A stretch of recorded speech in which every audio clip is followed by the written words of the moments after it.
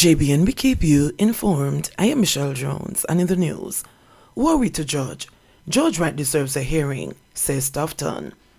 Minister of Health and Wellness Dr. Christopher Tufton says Member of Parliament for Westmoreland Central George Wright deserves a hearing, and he hinted possible forgiveness of the allegations of domestic violence that stalked the MP after the release of a video last year. Tufton made the suggestion while addressing labour rights at the Jamaica Labour Party GLP conference at Manning School in Westmoreland on Sunday. Back in 2020, the people's choice was George Wright. I believe George Wright deserves a hearing, Tufton appealed. By the name of George Wright. And we are now on the turf of Central Westmoreland, whose Member of Parliament is George Wright. And as I was coming here, I want you to listen. As I was driving here into this lovely auditorium, this great school called Manning's High, and introducing myself and talking to the people, I saw his son outside, one of George's children, and him had on him Labour Party shirt, and him touched me and held me up. And I thought long and hard about it. And I said to myself, we had, George, that is, an unfortunate incident, an alleged unfortunate incident, which, based on those allegations, we must never condone, never support, must discourage. But I put it to you, Labour Rights, and I put it to you today in the constituency of Central Westmoreland. If George Wright has made peace with his God, and those he has transgressed against, who are we to judge George Wright?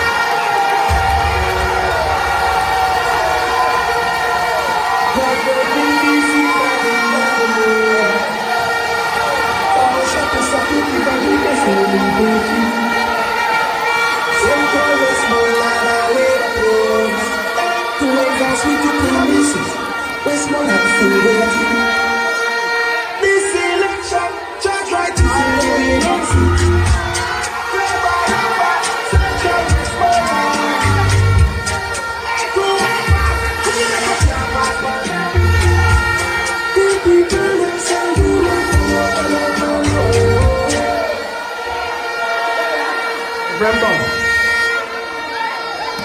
I am here in Central Westmoreland, where the people's representative, Pay your tickets. Government tells striking taxi operators. The Andrew Homestead government has stated it will give no support to lawlessness, urging striking public transport operators to pay outstanding traffic tickets. Taxi and bus operators across several parishes have been striking to press the government for a traffic ticket amnesty. In a media release Monday afternoon, the Cabinet said it has taken note of the protest action and emphasizes with everyone whose lives have been disrupted. It said the government will not relent in its efforts to build a better transport sector and called for transport operators to continue providing their services. The government stands with all well-thinking Jamaicans who have been expressing a strong aversion to the actions of a few to the detriment of the majority, it stated. The statement disclosed that the government is undertaking the internal processes needed to effectively implement and enforce the new regime under the Road Traffic Act 2018 and its 2022 regulations.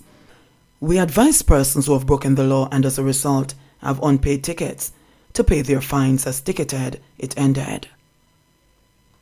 Over 1,600 rounds of ammunition collected via gun amnesty on Saturday.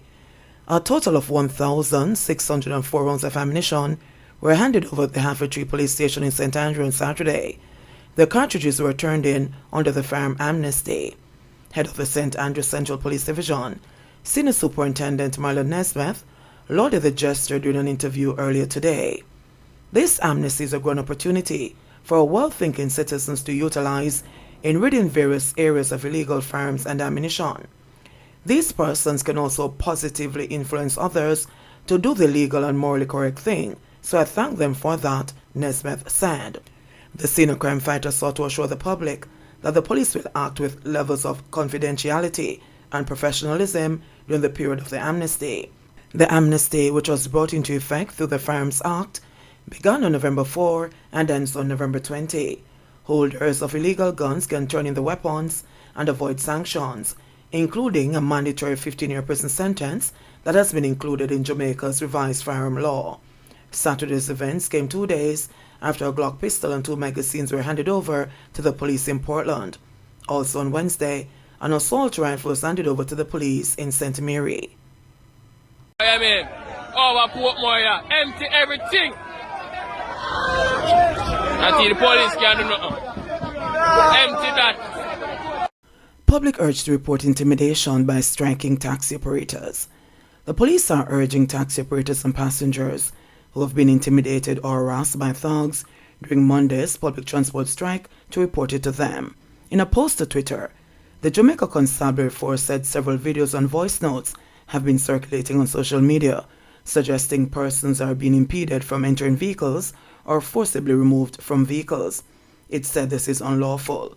It urged persons to message the police on the Public Safety and Traffic Enforcement Branch tip line at 876-591-5671 or send a direct message via Twitter.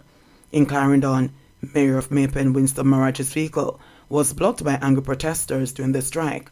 The protesters were demanding that Marage exit the vehicle and speak to them. In another video, a man was seen ordering passengers out of a vehicle. He was seen in a later video being detained by the police. Taxi and bus operators across several parishes have been striking to press their demand for a traffic ticket amnesty. So on here, talk about my carry 4 people to hospital.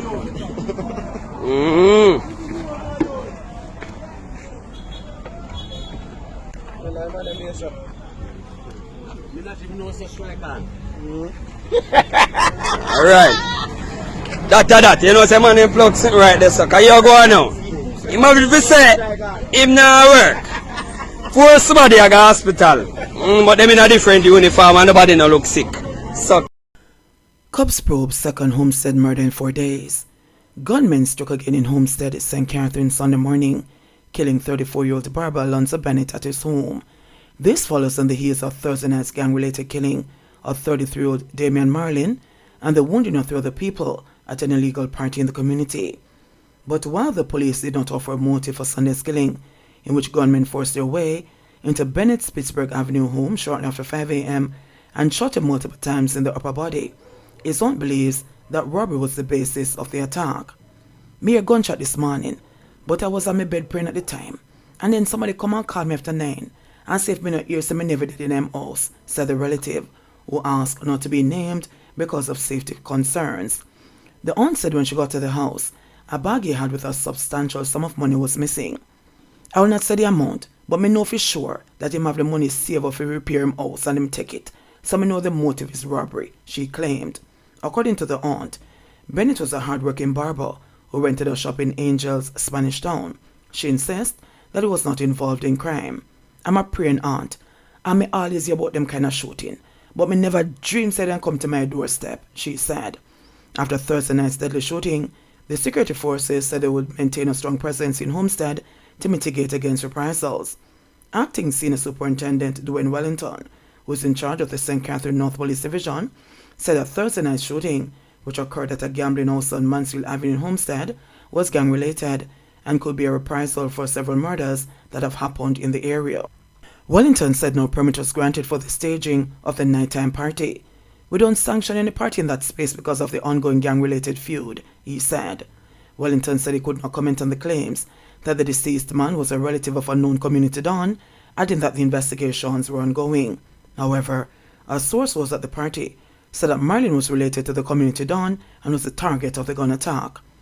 I was right there holding a vibes when the 2 gunmen come to the gate and go up to the bridge and start shoot him. Everybody started to run all over the place. Some people pick up corn from stray bullet, the source revealed, referencing slang for gunshots. Manchester taxi operator charged after passenger robbed of iPhone 11. A taxi operator of Wint Road, Mandeville in Manchester, has been charged with robbery with aggravation following an incident in St. Andrew on Monday, October 31. The taxi operator has been identified as 32-year-old Raymond Robinson. Reports from the Halfway Tree Police are that about 6:45 p.m. A woman boarded a taxi with 3 men including the driver on board. While traveling along Old Hope Road, one of the men brandished a gun, held up the woman, and robbed her for an iPhone 11 valued at 95,000 Jamaican dollars. The woman escaped without injury. She reported the incident to the police, and Robinson was taken into custody. He was charged on Saturday, November 12, after being pointed out during an identification parade. St. Thomas man accused of pointing gun and hurling threats at woman. As St. Thomas man has been charged with illegal possession of firearm and ammunition, assault of common law, and the malicious destruction of property in connection with an incident in St. Thomas last Thursday. Is 33-year-old Stephen Wright of Johnsontown district in the parish. Reports on the Morant Bay police are that about 5 a.m., White and a woman had an argument. It is alleged that during the spot, White pulled a gun, pointed it at the woman, and threatened to kill her mother. He then reportedly went outside and threw stones at the woman's house, damaging her windows. Her report was made to the police, and a search warrant was subsequently issued at White's home. During the search, a 9mm round and a firearm were found in a knapsack. It was then taken into custody. Drug boss loses appeal to keep $500 million worth of assets.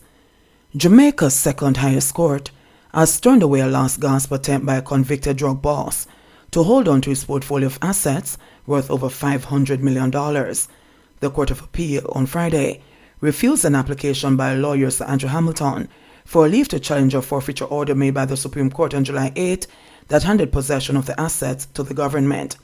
An application for the forfeiture order to be placed on hold was also refused, according to the ruling by a panel of 3 judges.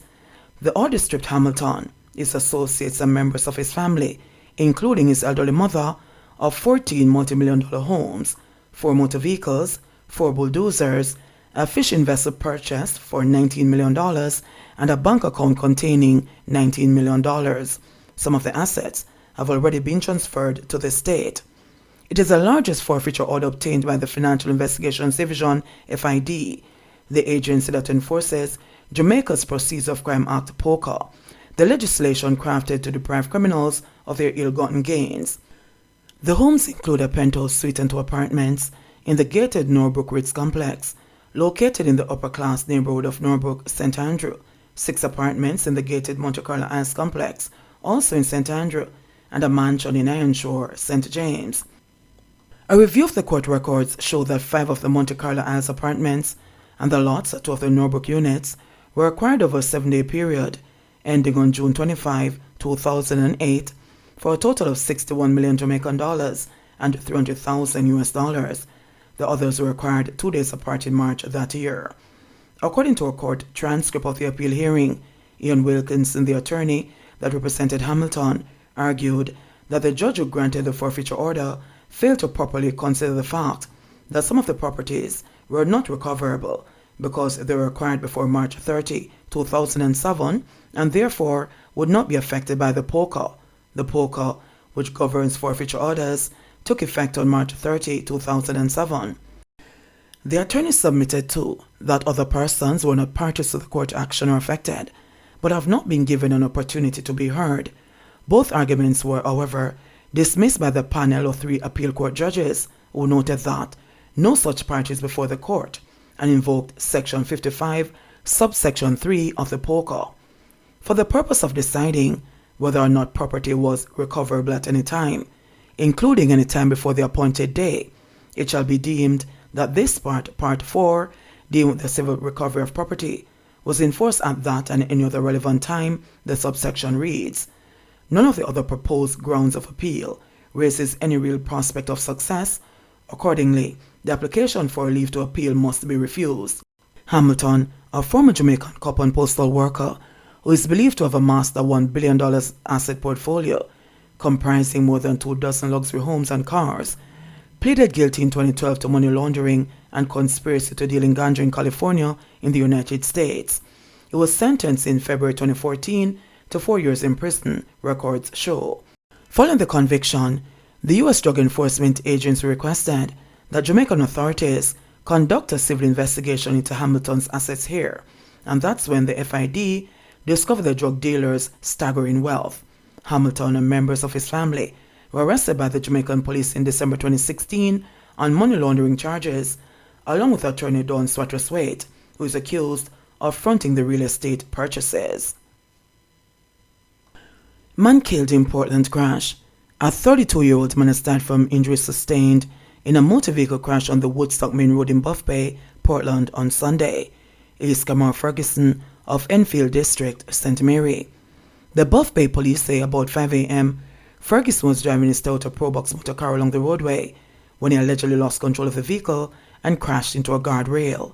The police were called and was taken to the hospital where he was pronounced dead. 2 men arrested for allegedly stealing oranges. Swift action by the Boardwalk Police in St. Catherine on Saturday led to the apprehension of 2 men with stolen oranges valued over $200,000. The men were held on a property owned by Tradewind Citrus Limited. Laborers Kevoy Campbell, 20, and Luke Gale, 21, both of West Prospect District in Boardwalk, have been charged for pre-dawn larceny. It is reported that about 8 p.m., the police were on patrol when they saw the men and accosted them. Checks allegedly revealed they had 29 bags of oranges. The men were arrested and subsequently charged. Both accused are scheduled to appear in the St. Catherine Parish Court on November 16. JBN, we keep you informed. Please remember to subscribe, like, share, leave us a comment and click the notification bell to receive our daily news items.